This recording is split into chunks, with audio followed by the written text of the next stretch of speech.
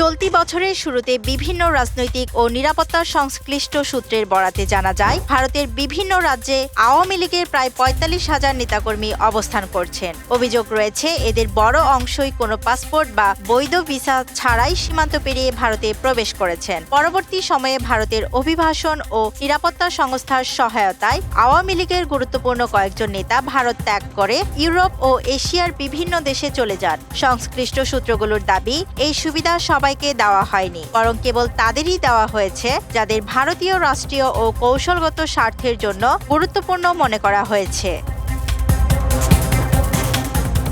ভারতের প্রচলিত অভিবাসন আইন অনুযায়ী কোনো বিদেশি নাগরিক বৈধ ভিসা ছাড়া দেশটিতে প্রবেশ করলে পরে দেশ ত্যাগ করতে গেলে তাকে অবশ্যই দেখাতে হয় কবে ও কিভাবে তিনি ভারতে ঢুকেছেন। প্রবেশের কোনো রেকর্ড না থাকলে সাধারণত তাকে আটক হতে হয় এবং আইনি প্রক্রিয়ার মুখোমুখি হতে হয়। কিন্তু নিরাপত্তা বিশ্লেষকদের মতে, বিশেষ সংস্থার প্রত্যক্ষ আশীর্বাদ থাকলে এই নিয়ম কার্যত প্রযোজ্য হয় না। এমন পরিস্থিতিতে অবৈধভাবে ভারতে প্রবেশ করেও নিজ পাসপোর্ট ব্যবহার করে থাইল্যান্ড হয়ে ইউরোপ বা ফ্রান্সে যাওয়ার ঘটনাও ঘটেছে বলে দাবি করা হচ্ছে এবং এমন সহায়তা পাওয়া ব্যক্তির সংখ্যাও কম নয়। এই প্রেক্ষাপটে আরও গুরুতর অভিযোগ উঠেছে, যে দেশ আওয়ামী লীগের বিপুল সংখ্যক নেতাকর্মীকে আশ্রয় দিয়েছে সেই দেশ থেকেই নাকি বাংলাদেশে জাল টাকা ও অস্ত্র প্রবেশ করানো হচ্ছে। নির্বাচনকে সামনে রেখে আতঙ্ক ও অস্থিতিশীলতা তৈরির চেষ্টা চলছে। এসব অভিযোগ অস্বীকার না করে বরং এড়িয়ে যাওয়ার প্রবণতা নিয়েও প্রশ্ন উঠেছে রাজনৈতিক অঙ্গনে। সাংবাদিক জুলকারনাইন শাহের দাবি করেছেন, বাংলাদেশে অনুপ্রবেশকারী আততায়ী গোষ্ঠীর নেতৃত্বে রয়েছেন গৌতম কুমার শীল। এই দাবিকে কেন্দ্র করে আলোচনায় উঠে আসে আরও কিছু আন্তর্জাতিক ও আঞ্চলিক সংযোগের নাম। এর মধ্যে অন্যতম ইসরায়েলের ক্ষমতাসীন লিকুদ পার্টি সংশ্লিষ্ট ব্যক্তি মেহেদী আনসাফাদি, পশ্চিমবঙ্গ শিবসেনার সাধারণ সম্পাদক প্রদীপ ঘোষ এবং সুশান্ত কেশরী সুমন, যিনি সুব্রত সুমন নামেও পরিচিত। অভিযোগ অনুযায়ী Subrata Suman Indian importers chambers of commerce and industries এর পরিচয় ব্যবহার করে ভারতের গোয়েন্দা সংস্থার হয়ে বাংলাদেশে একটি নির্দিষ্ট সময় কাজ করেছেন। একই ব্যক্তি ২০২৫ সালের ১৫ জানুয়ারি কলকাতার পার্ক হোটেলে সাবেক স্বরাষ্ট্রমন্ত্রী আসাদুজ্জামান খান কামাল, অসীম কুমার উকিল, অপু উকিল, ইসমাইল হোসেন চৌধুরী সম্রাট এবং নূরনবী চৌধুরী শাওনের সঙ্গে সরাসরি একটি বৈঠকে অংশ নেন বলেও দাবি করা হচ্ছে।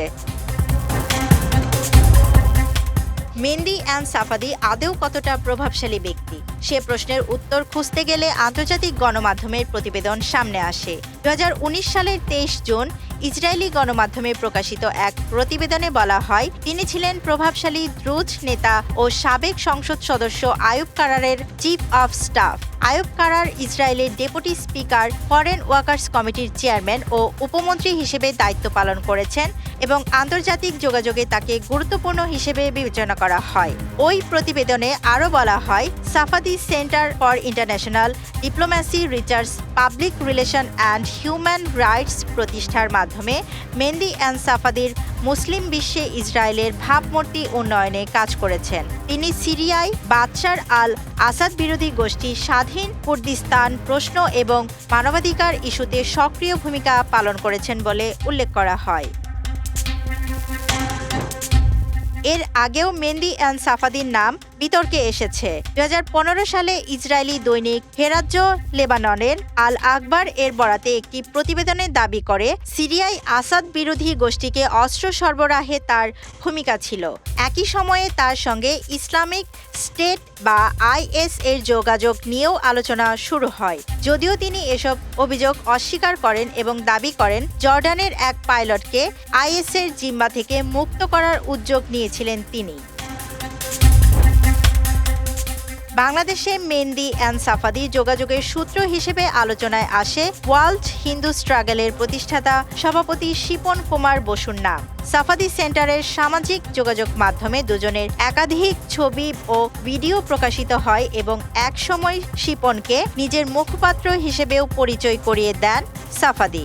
তবে 2023 সালের 7 এপ্রিল এক ফেসবুক পোস্টে মেহেদী সাফাদি স্পষ্টভাবে জানান, শিপন তার নাম ব্যবহার করে বাংলাদেশি ব্যবসায়ী ও রাজনৈতিক ব্যক্তিদের কাছ থেকে অর্থ আদায় করছেন, যার সঙ্গে তিনি কোনোভাবেই জড়িত নন। তিনি সবাইকে সতর্ক করে বলেন, তার পক্ষ হয়ে কথা বলার জন্য কাউকে দায়িত্ব দেওয়া হয়নি।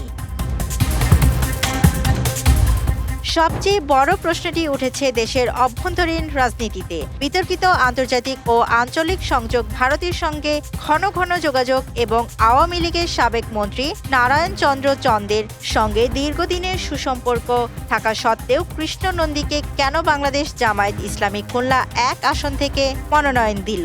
এই প্রশ্নের উত্তর এখনো স্পষ্ট নয়। জানা গেছে, গত 1 দশকে তিনি অন্তত 22 বার ভারত সফর করেছেন। এসব সফরের ক্ষেত্রে চিকিৎসা, ব্যবসা কিংবা আত্মীয়তার কোনো নির্ভরযোগ্য ব্যাখ্যা পাওয়া যায়নি। রাজনৈতিক বিশ্লেষকদের মতে এই ভ্রমণ প্যাটার্ন ও সংশ্লিষ্ট সংযোগগুলো মিলিয়ে বিষয়টি স্বাভাবিকের চেয়ে অনেক বেশি গুরুতর প্রশ্নের জন্ম দিচ্ছে।